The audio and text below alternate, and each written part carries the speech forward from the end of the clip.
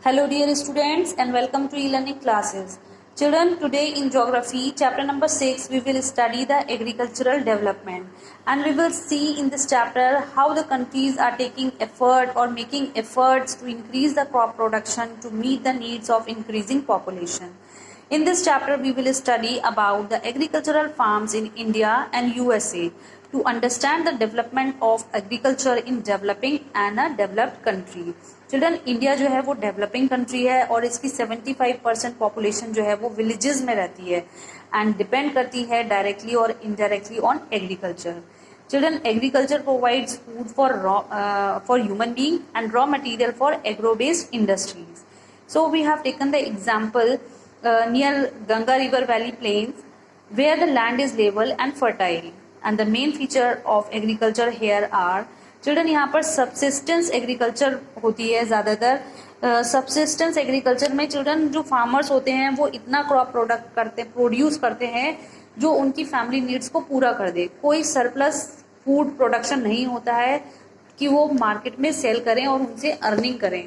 Okay और जो land holdings होती हैं चिल्ड्रन यहाँ पर वो बहुत स्मॉल होती हैं. छोटे छोटे लैंड एरिया में कल्टीवेशन होता है क्योंकि जो लैंड होती है वो इनहेरिटेंस होती है, मतलब उनके फादर से मिली हुई होती है. अगर एक फादर के 4 बेटे हैं तो 4 में डिवाइड हो जाती है उनकी लैंड और sometimes in daughters also.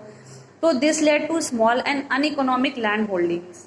Agriculture जो है वो मेनली यहाँ पर मॉनसून पे डिपेंड होता है कि अगर मॉनसून अच्छा है उनकी क्रॉप के लिए तो क्रॉप का प्रोडक्शन ज़्यादा होता है और अगर क्रॉप मॉनसून अच्छा नहीं है, मतलब बारिश नहीं हुई है, तो उनकी क्रॉप फेल भी हो जाती है. तो totally depend on monsoon. Most of the framework, जितना भी फ्रेमवर्क होता है एग्रीकल्चर में करने वाला, वो सब जैसे प्लोइंग है, इरिगेशन है, हार्वेस्टिंग है, थ्रेशिंग है, ये सारे एनिमल्स और फैमिली के मेंबर्स करते हैं, है ना. ज़्यादातर मशीनरी यूज नहीं होती है. So the production of the crop is top priority.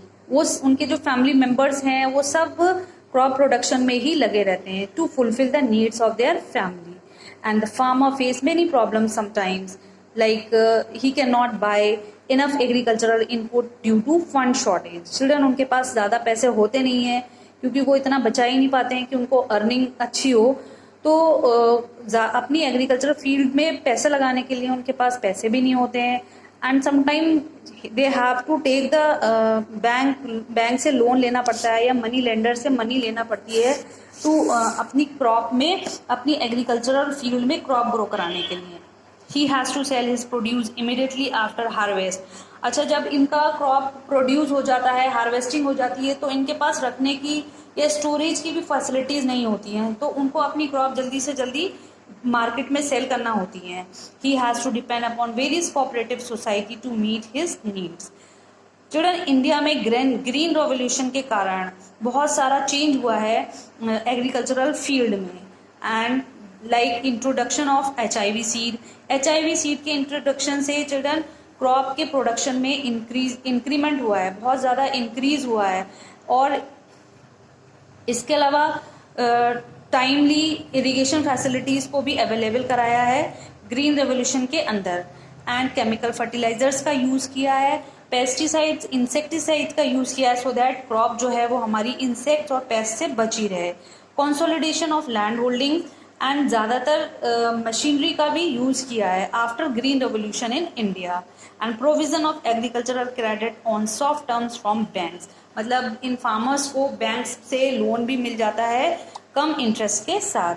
Then agricultural universities भी बनाई गई हैं टू ट्रेन द फार्मर्स, कि फार्मर्स को किस तरीके से क्रॉप को ग्रो कराना है.